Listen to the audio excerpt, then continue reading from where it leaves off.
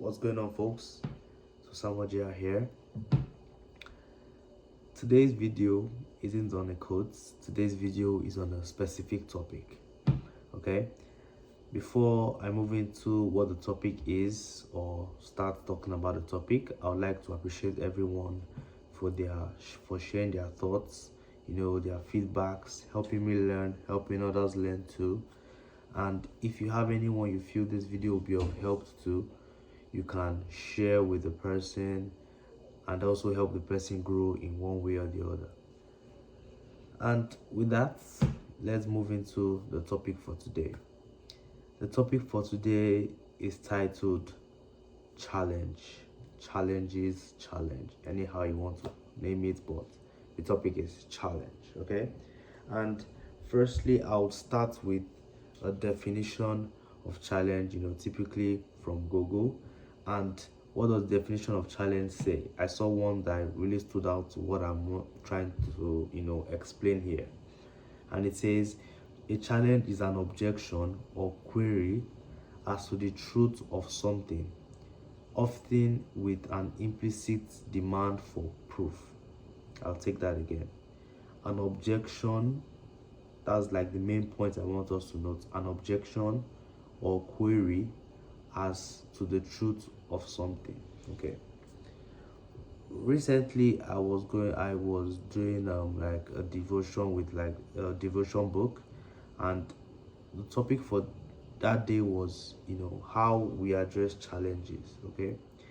It made me understand that we having challenges is really good, because it shows that God is basically God saying, okay, I want you to go through this so you can be able to learn this. What I was able to learn is that every challenge you are given, God doesn't give you a challenge that is above you. God gives you a challenge that He knows that you can be able to come out of. You can find a way out of that challenge. And I would like to relate this to what happened, I'll say, like to me during the weekend. So I had a match and we lost the game. Okay. Then the first instinct that came to me was basically going to negative town. That's how Coach Boss refers to it. Negative town, complaining, looking for someone to blame, shouting, not, let me not say shouting, but looking for someone to blame, to put the blame on. You did this, you didn't do this well. And kind of later I had to kind of rethink the whole thing, and I was able to understand that okay, in life we fail, we lose, but what really matters is how do we come back from that loss? Do we lose, go again and lose again, or do we lose, understand, try to examine what happened, what made us lose, what we can improve on next time? Basically, that's really like a minor challenge compared to other ones that we have. A lot of us complain of this, and that time we are using to complain, that's the time we can be using to start thinking and reflecting on what happened that could help us get to the next stage. God is just, how I see it is that God gives you a challenge. Then if you're able to unlock that challenge, then you're able to access something He has for you on the other side of that challenge. So are you willing to go through that hard time to be able to enjoy what God has or wants to give you? A lot of us have various challenges, and to be honest, people that let's say you complain, or you complain about something, you don't like the way things are going for you, just keep one thing in mind.